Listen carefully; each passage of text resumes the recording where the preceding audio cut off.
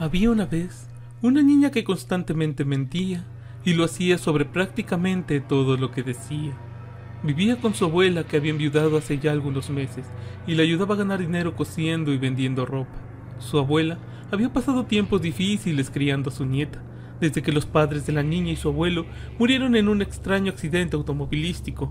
Ella en ese momento desconocía la razón de por qué su nieta había salido de casa a tan elevadas horas de la noche aquel fatídico 23 de octubre. Como su abuela se preocupaba por su nieta, intentaba pasar tiempo con ella, por lo que comenzó a notar cómo ante cualquier situación distorsionaba la realidad, fusionándolo con algún cuento o historia que había escuchado previamente.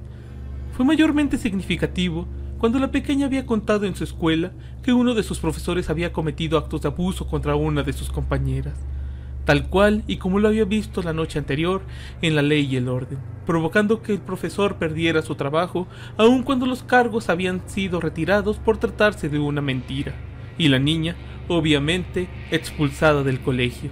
Con este incidente y ante el informe psicológico que había sido emitido por órdenes de la policía para resolver el problema que había suscitado la pequeña en su escuela, la agobiada abuela terminó por enterarse del serio problema crónico de mentiras de su nieta y de alguna forma dando significado al reporte de la policía que aquella noche del 23 de octubre no tenían mucho sentido hasta este momento.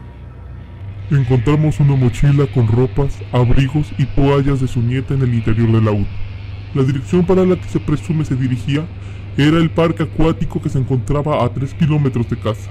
La última llamada registrada fue hecha del celular del señor Miller al celular de su hija, con quien mantenía comunicación hasta el momento en que el carro impactó en una vuelta contra el muro de contención, provocando el deceso de sus ocupantes. La abuela no logró descifrar con certeza lo que pasó, pero tenía en claro una cosa: fue su nieta jugando otra de sus mentiras la que provocó el terrible suceso. Y efectivamente eso había sido. El señor Miller había marcado a su celular, pues ella había salido a jugar y no había regresado a casa, donde toda su familia yacía preocupada. Al contestar les dijo que había sido invitada por unas amigas a pasar un rato en el parque acuático. Cuando anocheció y la gente empezaba a abandonar el lugar, notó que unos chicos la miraban de forma extraña, y cuando sus miradas se encontraron, comenzaron a perseguirla. Ella corrió y se encontraba escondida en el tobogán de agua para evitar ser encontrada, y que volvería a casa en cuanto esos chicos se fueran y tuviera oportunidad de salir.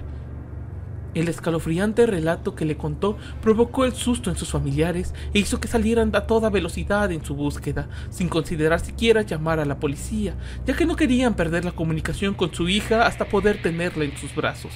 Al tener que girar en una de las cerradas vueltas que se encontraban en el camino hacia el parque, el señor Smith notó que un grupo de niños se encontraban jugando fútbol en plena calle. Al intentar esquivarlos y por la velocidad que llevaba, terminó por estrellarse en el muro de contención, lo cual podría haberse evitado si tan solo hubiese visto esa misma mañana la película que recreaba lo mismo que ahora su hija les contaba. La abuela se concentró y enfocó sus energías en intentar corregir y solucionar el terrible problema de su nieta, pero no importaba lo que decía su abuela, o lo mucho que la castiga o la regaña, la niña se negó a cambiar sus maneras. El comportar despreocupado y altanero de su nieta era cada vez peor. La vieja creencia de que era solo una fase de la niñez, la vieja esperanza de que su nieta al crecer fuera a dejar de mentir y comportarse como una señorita, comenzó a carecer de importancia. Su abuela cada vez mantenía por menos tiempo la paciencia entre las constantes mentiras y actitud altanera de su nieta. Un día, la niña por accidente perdió los instrumentos de costura de su abuela en el piso y se negó incluso a tratar de buscarlos, a sabiendas de la pobre vista de su abuela y que era su único medio de ingreso. La abuela había tenido suficiente. Ella se encontraba ya cansada y en sus límites de cordura y autocontrol.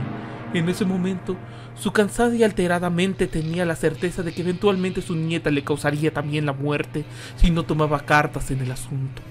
Esa noche, la abuela puso tranquilizante en el postre de su nieta y la envió a la cama.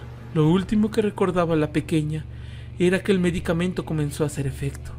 Estaba viendo luciérnagas parpadeantes fuera de la ventana de su dormitorio. Mientras la niña dormía, La abuela llevó parte de sus instrumentos de costura que tenía de repuesto y se colocó sobre ella. Sacó hilo y aguja y los usó para coser y cerrar la boca de su nieta para siempre, mientras ella se mantenía en su mundo de ensueños. En el momento en que daba la atadura final, la mujer, ante tal tensión, tuvo un ataque al corazón y murió derrumbada sobre la cama de la niña.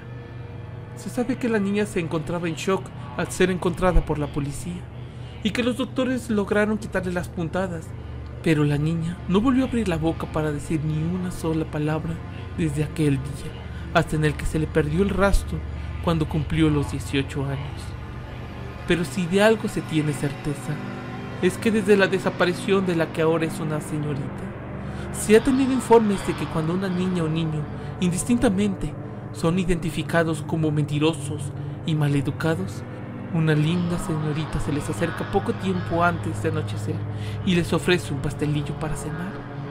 Y cuando dicho niño va a la cama, lo último que recuerda es ver unas luciérnagas en la ventana, para despertar con el hecho que les cambiará la vida como a ella.